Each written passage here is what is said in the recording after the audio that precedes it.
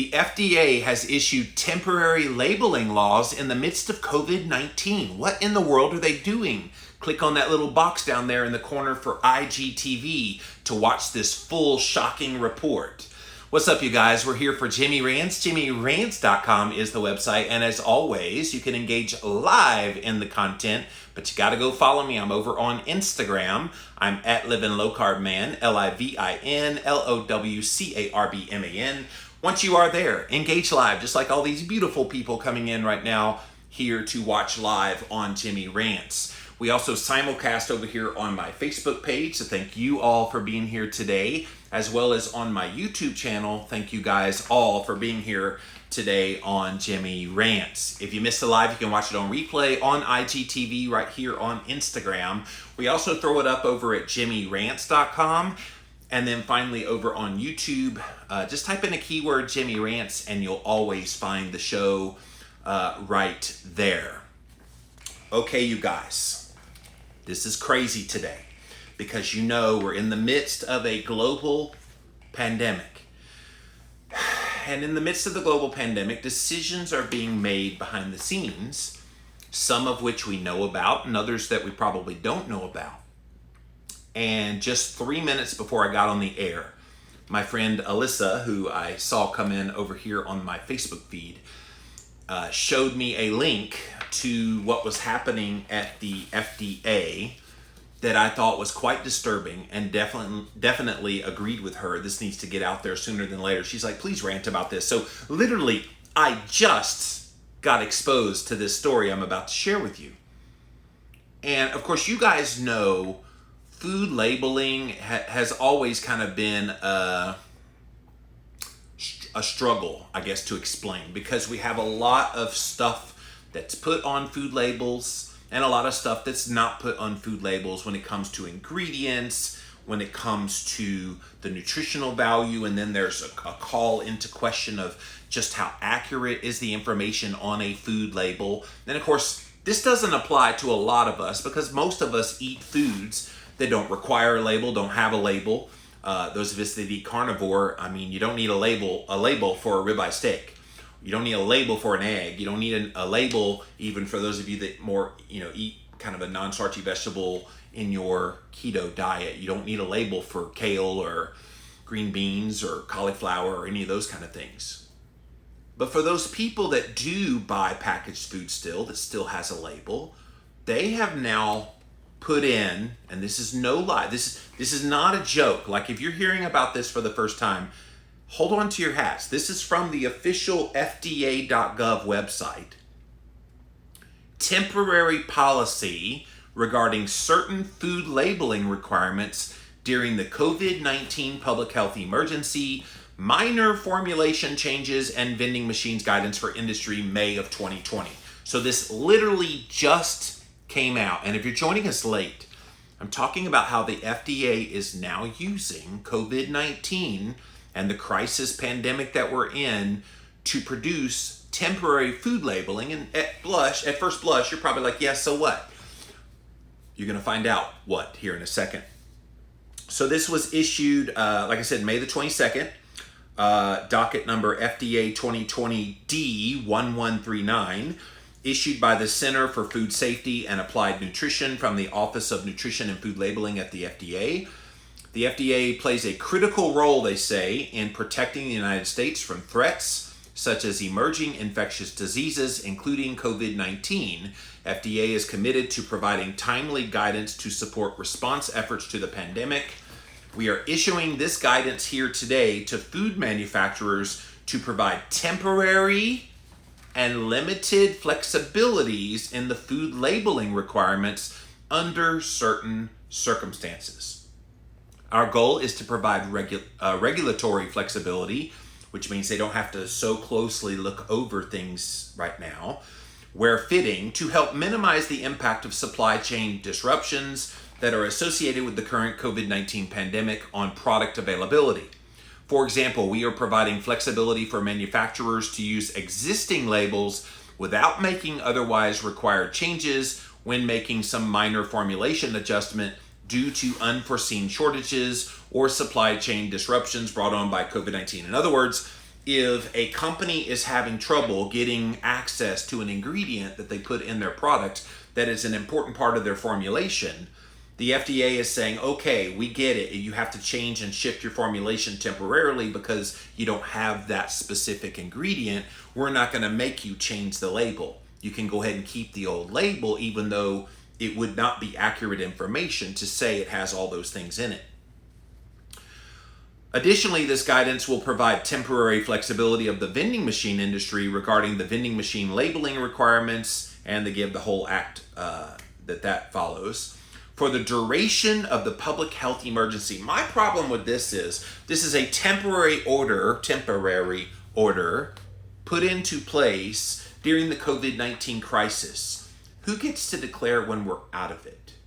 Like, are we ever going to be truly out of the COVID-19 crisis? What would be the parameters by which we would define that we are no longer under the auspices of being in the midst of this crisis? I don't know. It's not outlined here. We have no idea, which means this change that they're making and describing as a temporary food labeling change might be here to stay for a while.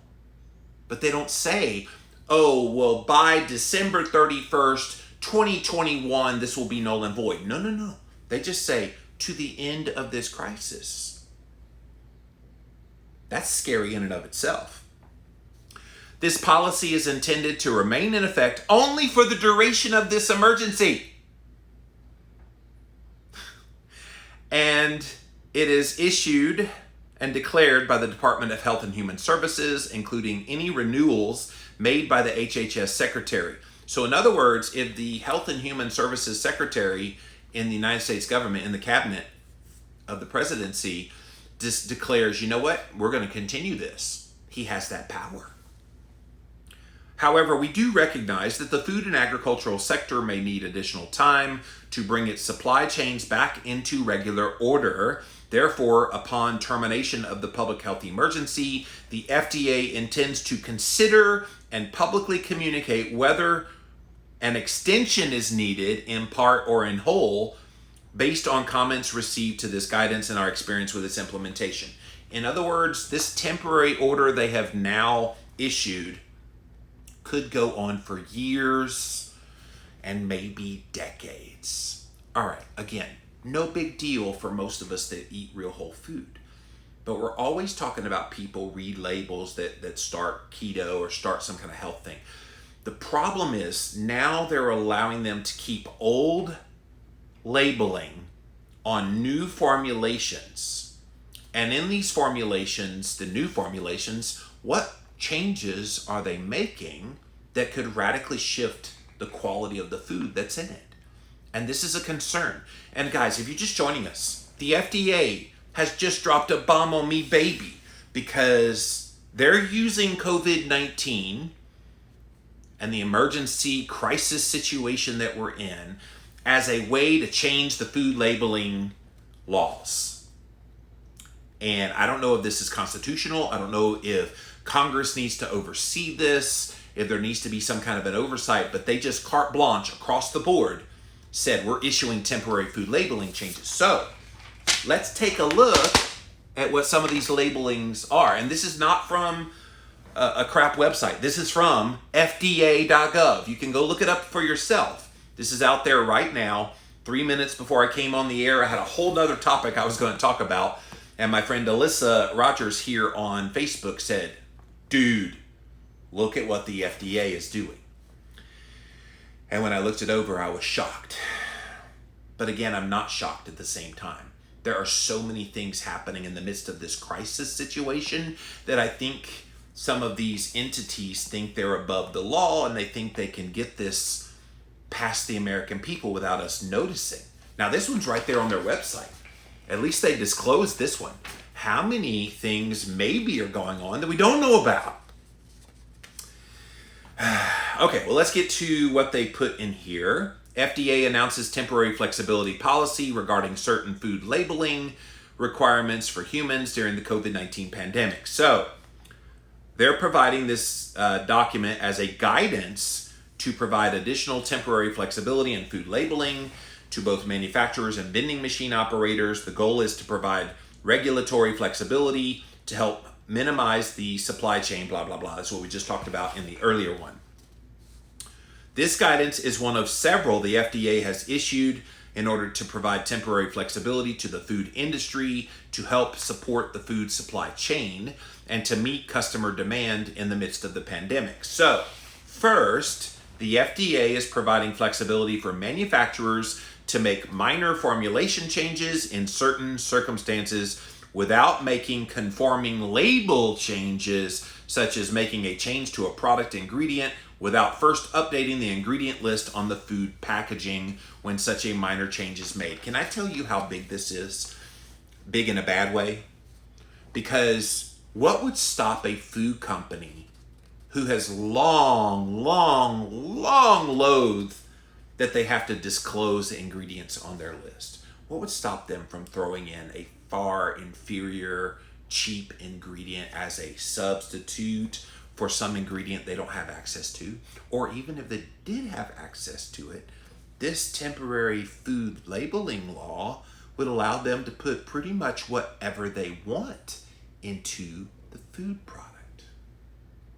No oversight, no requirements for them to change the label so the consumer knows what they're putting in their mouth.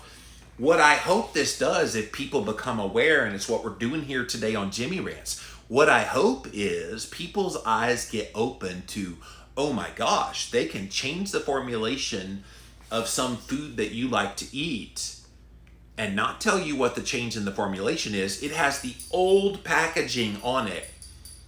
They are setting themselves up big time for a lawsuit. What if somebody gets sick from some new ingredient? Maybe they're allergic to some form of the ingredient, the new ingredient, that's not listed on the old ingredient packaging. How do they handle that situation? Someone gets anaphylactic shock, for example. Well, we don't see any of the problems in the formulation. We look on the label, it doesn't show any ingredients that you should blah, blah, blah. But they could sneak it in there. Do you know, this is like ripe for corruption to take place, all under the guise of we're in a pandemic and this is something we have to do to help the food supply chain. No, FDA, if you want to help the food supply chain, stop making these farmers jump through hoops that have lots of animals ready to go to processing to be made into meat. Streamline that service. Let them directly sell to consumers. That would be a way you could help with some of the problems we're seeing with getting the food supply. They're helping the junk food companies, you guys, all under the guise of trying to deal with this crisis, but they're creating a bigger problem than the problem of the food supply chain being messed up because of all these labeling things. For the purposes of this guidance, minor formulation changes should be consistent with the general factors listed below as appropriate. Listen to these things, you guys. Safety.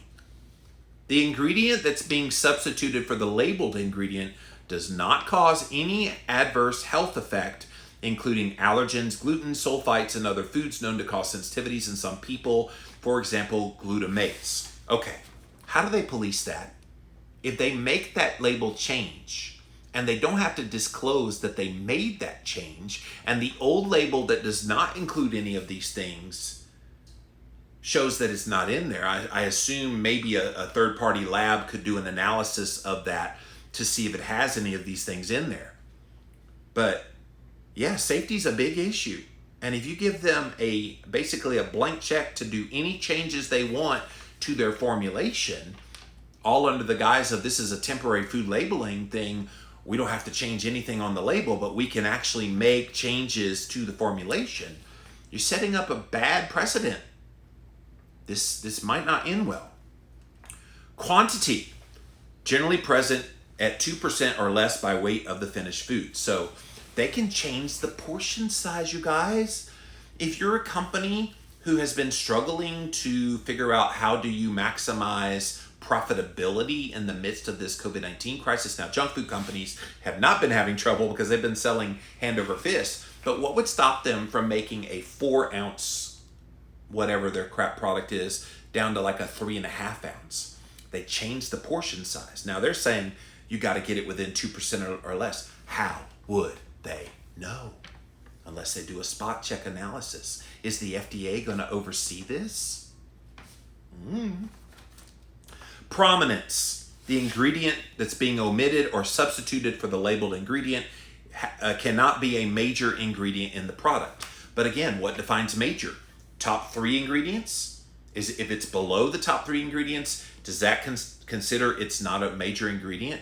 Or what if in the supply chain that one of the top 3 ingredients, if that's how they're defining it, what if that's what's out of stock and they can't get access to? And what if they substitute it with something that they think is equivalent? Again, who's policing this?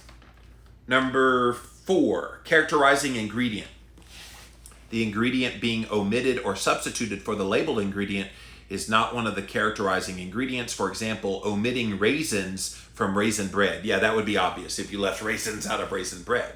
So if you describe it as raisin bread, you can't leave raisins out of it. And that makes sense.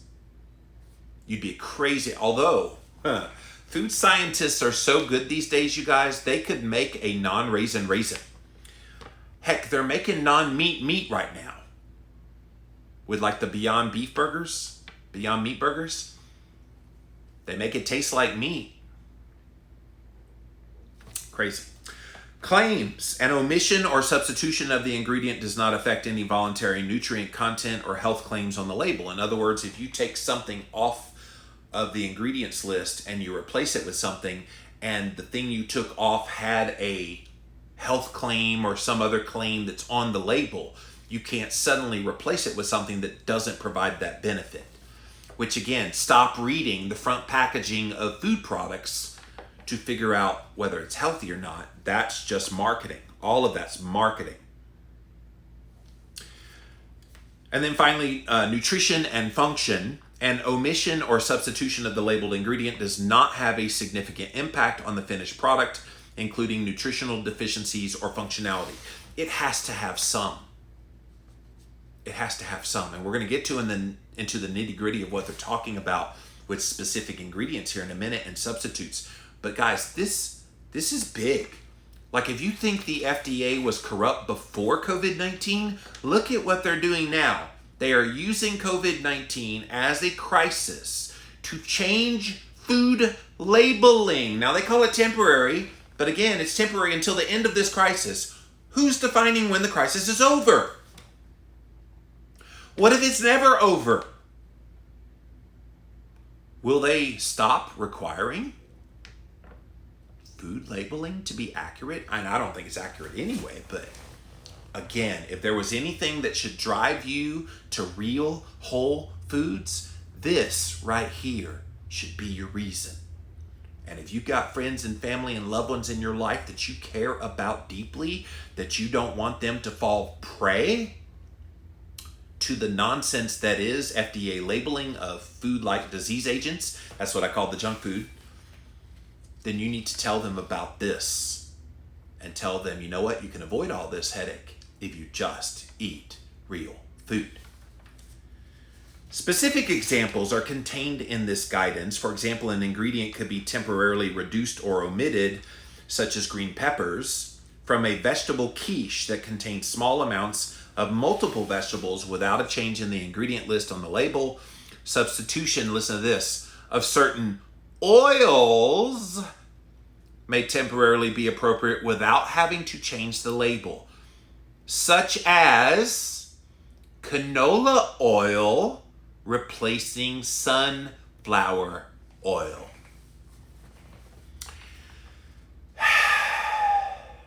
Guys, go look up on YouTube how canola oil is made. When you watch that video, you will never touch canola oil or put it inside your mouth ever again. And yet the FDA says, oh, canola oil, that's an equivalency to sunflower oil because they contain similar types of fats. Really? Like, of all the changes that you could make, you're going to replace something like sunflower oil, which is perfectly fine, with canola oil? What would stop them from using soybean oil or cottonseed oil or some of these other inferior, highly inflammatory oils that we know are disease agents? And again, they don't have to show that on the label because it's a similar kind of fat. Do you see why Jay Moore is very upset today about this temporary food labeling change from the FDA? Alyssa, you went and did it because I'm so fired up here today on Jimmy Rants. Canola oil is not sunflower oil. And if they do that kind of substitution, what would stop them from substituting other kinds of oils? It's a similar kind of fat. And yet, it's not about the macronutrient. It's about what in the world is in that ingredient. And they don't have to change it on the label. This is the take-home message, guys. You won't know what you're putting in your mouth if you're subject to one of these labels where they made a formulation change and they didn't have to reflect it on the label. Is that disturbing to anybody else? Please tell me that I'm not the only one that's outraged by this. You should be outraged. Now, again, most of us eating keto, paleo, carnivore, real food, this does not impact us, but we have family members and friends and people we care about that do still eat that stuff. And I wonder if you brought this to their attention, if they would even care. Because, most of the time, they're putting that stuff in their mouth. They don't even care what the label says. They're just eating it. Oh, it's a Ritz cracker. It tastes good. Oh, it's an Oreo cookie. It tastes good. But it does matter. And what happens if someone with the new ingredient has an issue? Oh, well, I guess he had a bad bug. They won't go back and look that this temporary food labeling change might have been the instigator. All right. So another formulation change for which we are providing temporary flexibility is the substitution of bleached flour. And again, none of us are eating bleached flour products, but listen to this. Some flours require the word bleached wherever the name of the food appears on the label. FDA is aware that currently there's a shortage of the bleaching agent that's needed to bleach flour. Given significant supply chain disruptions for this ingredient during this time, the FDA is temporarily providing flexibility for the substitution of unbleached flour for bleached flour without a corresponding label change while there continues to be bleached flour shortages. So, again, they're lying on the label. All under the guise of we're under this pandemic and it's messed up the food supply, so we won't be anal retentive about requiring you to put bleached on the label, and we'll let you put unbleached. I wonder what's going to happen to the coloring of some foods if they don't bleach flour. They're going to be darker? Is that what's going to happen? The guidance also provides examples of existing flexibilities in food labeling regulations so that manufacturers know these are already available to them. One example is the flexibility to exchange spices when the label declares the generic term spice. You know what else they could do is the one that's the big one to me, natural flavoring. Have you ever seen natural flavors or natural flavoring? People think natural means comes from nature. Did you know that one of the natural flavors that's commonly used in a lot of raspberry flavored types of things, it's going to gross you out, so get ready. And the FDA approves this, by the way. Beaver anal glands. That is a natural flavor, according to the FDA, to be, I know you're all grossed out. Okay, go ahead and have your hurl moment. Okay, yes, you've eaten beaver anal glands because apparently somebody licked one once and it tasted like raspberries. So they use it as a flavoring agent and they call it natural flavoring. Well, what if they run out of beavers? What if they can't extract the glands out of the anus of a beaver and get this ingredient anymore? Do they go to a squirrel anal gland? I don't know. They're going to make these changes in the formulations and not tell you and not put it on the label. Now, some of you are going to read natural flavor. Literally, I do this every time I go to the store. I pick up a product just to see if it has natural flavors, and the first thing I think of is beaver anal glands. And it makes you never want to touch packaged food anymore. Second, the FDA is providing temporary flexibility to the vending machine industry. It will not object if covered operators do not meet vending machine labeling requirements to provide calorie information for food sold in the vending machines at this time. Because, of course, we're in the midst of a global pandemic. Calories don't matter. It's okay. Calories don't matter. We're not going to worry about calories. We're in a pandemic. We're in a crisis situation. You don't want to put the calories on there. As a result of the pandemic, vending machine operators may need to change their business practices, and there may be temporary disruptions in the supply chain for foods that are sold in vending machines. Where possible, the FDA encourages covered vending machine operators to continue to comply with all the labeling requirements as much as possible. So guys, what do you think about this? The FDA is using COVID-19 and the whole crisis about this pandemic to make this temporary food labeling change. And as I just outlined for you, they don't have to disclose anything about the changes that they make. All under the guise of, we don't want to mess up the food supply chain. We want customers to still be able to get their crappy garbage. Is this a good thing? Like, I know in their heart of hearts, they see it as a very good thing. Oh, well, we're going to make sure people can still get their junk food and still get all of these foods that have a label on them. And we're going to let the manufacturers, it's the wild, wild west right now. You want to change formulations, you want to make changes to your product that you've been dying to make, all under the guise of, it's only temporary. Companies aren't stupid either. They will take advantage of this.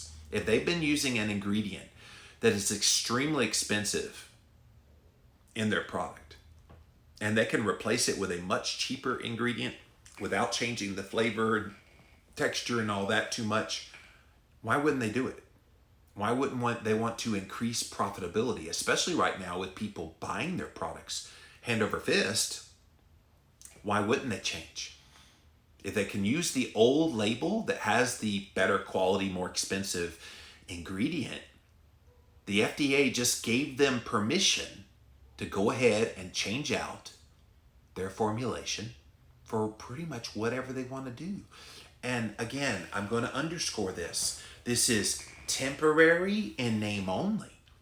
They said it's temporary until the COVID-19 pandemic crisis is over. Who declares when it's over? And then they said in there, then the Secretary of Health and Human Services has the autonomous right to extend it more. And even after it's declared over, COVID-19 over, it could then be extended so that they could catch up and change their labels. Like, are we going to be 3, 4, 5 years down the road and they've changed their formulation multiple times on their products and their label has stayed exactly the same? We thought food labeling was already messed up. How messed up will it be if year after year after year passes by and they still haven't changed the label to reflect what's actually in the product? If this doesn't drive you to consuming real, whole foods as much as possible that does not have a label on it, I don't know what's going to make you start doing that. All right, I definitely want to see what you guys have to say. I'm going to come over here to my Instagram channel first, then over to Facebook, finally over to YouTube. Thank you all for being here today on Jimmy Rants. JimmyRants.com is the website. Let's see what you have to say all about this one. Kat says, there was never an end for 9/11, and the virus is not going to disappear one day either. No, and I mean, think about like all the things we never have had a cure for. You know, they're always saying, oh, we got to wait on the cure. We got to wait on a vaccine. And there's some things that are problems out there that we've never gotten a vaccine for, never had an end to, as you said. So yeah, who gets to declare that this is over? Linda says, we'll watch on replay, doing schoolwork with my grandson. It's almost June. You're still doing schoolwork. Wow. Kat says, due to allergic and sensitivity issues, it shouldn't be allowed. So wrong, but great motivation to move on and skip the packaged foods. I agree with you.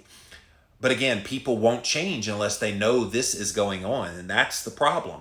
It's why I'm grateful to Alyssa. So thank you again, Alyssa. it's why I'm grateful that we're getting this out there, so at least people can know. If you don't know, you don't know. And how would you know? This isn't going to be on national news today. You're not going to see all about this labeling change, temporary food labeling changes on the national news today. You're probably only going to hear about this on Jimmy Rants or a few bloggers out there talking about it, which is why I'm bringing it here to you today. They mastered hiding ingredients behind different names, MSG. Sugar has dozens of names, and when we finally mastered all of that, they changed their game entirely. Yes, I remember the first time high fructose corn syrup started getting really hyped up, and people were getting really upset about it being on the label. Do you know what they did? They changed high fructose corn syrup over to corn sugar. So they were trying to basically list the exact same ingredients, but make it look like it was a natural ingredient, corn sugar. Well, it's sugar that comes from corn, because we all know corn is sweet. But they try that stuff all the time. Kat says, natural flavor to me is a huge sign. Do not touch. Yes, unless you love licking the gland of an anus of a beaver. No thank you. I think I'll hard pass on that one. All right, thank you, Instagram. Let me pop over here to my YouTube or Facebook channel, and then we'll come to YouTube. What's up, you guys? Thanks for being here today on Jimmy Rants. Happy Memorial Day to you. See what you have to say. Tara Lee says, another day in paradise. Always, always. Dave says, we already have no idea what's in most product, and this just makes it worse. Good grief. And yeah, from an ingredients perspective, absolutely. We have no idea what's in a lot of the foods, because they can hide it, like Kat was saying, under different names.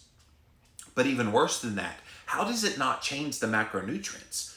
So if someone is eating a packaged product, for example, and it has a certain amount of carbs and they're trying to watch their carbs, blah, blah, blah, what if the new ingredient has more carbs? Or what if they're looking to keep the fats in a certain ratio? It's totally changing everything. You have no idea what you're putting in your mouth anymore. Maybe this will be the impetus to push people to eat real food and get off the packaged foods altogether. Rhonda said this could become permanent very easily. It could. That's it.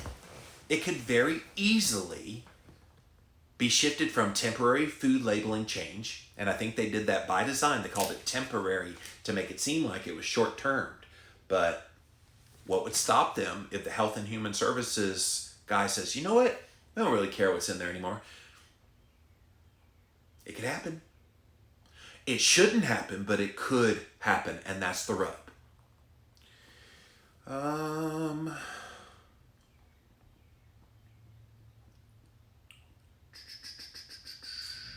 Kira says, gross. I know eating nose to tail is best, but I wasn't really thinking about beaver anal glands in my Kavita water. Uh-oh, that's right. They put natural flavor in a lot of like flavored waters. Yeah, Kira, I'm sorry, but I think you got some beaver butt juice in there somehow. So Janet says, I heard the podcast. I don't know what that means, but thank you for listening to the podcast. All right, let me pop over here now to my YouTube channel. What's up, you guys? See what you have to say about this crazy, crazy article here today. Hello, Kim Call. She says, this is disturbing. Does this apply to items labeled organic? It applies to all items. They did not signify, and that's a good point, by the way, because some of these labeling things, yeah, they do make claims. Now, I assume if they label it organic, they're not allowed to put non-organic things in there. But again, who would police that? How would you know? Katie says celiacs are going to have to go whole food in order to not be killed by their food. Now, they promised, Katie, in there that one of the things that would guide them would be we need to be aware of safety, that you can't substitute any ingredients that could cause adverse health effect, including allergens, gluten, blah, blah, blah. But how do we trust them on that? Are we just supposed to take their word for it? You know, it's like, no. Food manufacturers already have no respect from me because they have been so manipulative about the claims on their products already. Why do we trust them now? Why should we trust them now? Why should we trust the FDA now? I never have. And now we're just supposed to just assume that they have best intentions with this temporary food labeling change? I don't think so. All right, let's come back over to Instagram one more again just to see if you got anything else. Kat says 2020 so far has been so disappointing. We are in need of some great cheerful news. Well, I'm trying whenever there is some, Kat, I'm trying to bring some cheerful news. But I think we have to stay sobered sometimes by the realities of what's happening. And this is a big reality that's happening. This is not the last kind of thing we're going to see like this. Between the 2020 dietary guidelines, completely ignoring low-carb diets, I could go down the list of all the things that we already know is going on. Stay encouraged the best that you can. Know that what you're doing is good things, so sticking to real whole foods, and we just hope for the best through all of this. All right, let's see. I think I saw one more comment come over here on YouTube. I'm not putting my allergic responses in the hands of rule writers, says Katie. No, I do not blame you. So guys, if you came in late, go back, rewatch this Jimmy Rants, because the FDA is messing with the food supply. Whether you like it or not, they have implemented a temporary food labeling change that is going to shock you. They're going to allow food manufacturers to change formulations of their products without telling you on the label. And this is disturbing. If you eat packaged food still, number one, stop eating packaged food, eat real whole foods. But if you still eat packaged foods and you read that label pretending like it's telling you what's in there, the FDA today just changed everything. They are now allowing companies to change formulations without having to change the ingredients on the list, without having to change the macronutrients. Nothing on the label changes, but they can change carte blanche across the board their formulation, all because we're in a crisis with COVID-19 and we don't want to mess up people getting their Doritos. That's what they're doing. This should be disturbing on a whole lot of levels. That's it for this episode of Jimmy Rants. JimmyRants.com is the website. As always, you can engage live in the content, but you got to go follow me right here, Instagram, at Livin' Low Carb Man, LIVIN, We also simulcast over here on my Facebook page. Thank you guys for being here today, as well as on my YouTube live stream. So thank you guys for watching today on Jimmy Rants. If you missed the live here on Instagram, we do put it up on IGTV as soon as this is over, so go check it out. We also have it over on YouTube. Type in a keyword, Jimmy Rants, and you'll find the show there. And then finally, JimmyRants.com if you want to see any of the past episodes. We also have a Patreon page on JimmyRants.com. Been getting a lot of requests lately for people, how can I support you? I love what you do here.